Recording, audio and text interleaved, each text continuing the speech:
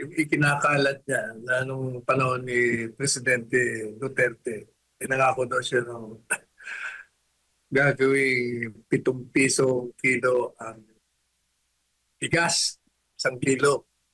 Hindi naman totoo yun.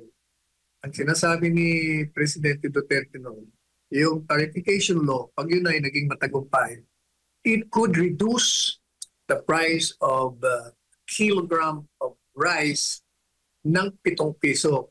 Kaya kung ito'y dati, halimbawa, kung dati ito 47 pesos because of tarification law, magiging 40 pesos a kilo. Kung ito'y dating 37 pesos a kilo, ito'y magiging 30 kilo kasi bababa ng 7 piso.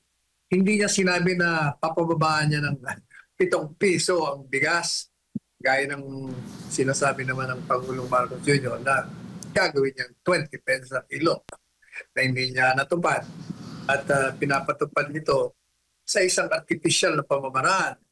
Dahil ang tunay na pamamaraan ng pagbagsak ng presyo ng bigas ay kung matutugunan mo ang lahat ng problema ng mga magsasaka, yung sa lupa, yung sa traktor, yung sa fertilizer at yung patubig para magkaroon ka ng supply ng marami, sufisyenteng bigas. At pag marami ang supply ng bigas, natural, bababa ang presyo. Kasi mas marami yung supply kaysa dun sa demand.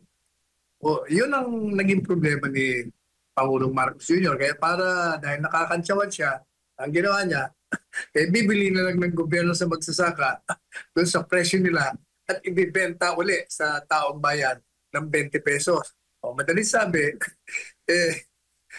yung taong bayan din ang babalikat noong binili sa magsasaka. Di ba? Sa pamanggagaling yun. Pati nga yung mga local government, kasama na rin. Kailangan mag-contribute kayo para maibenta natin ng 20 pesos.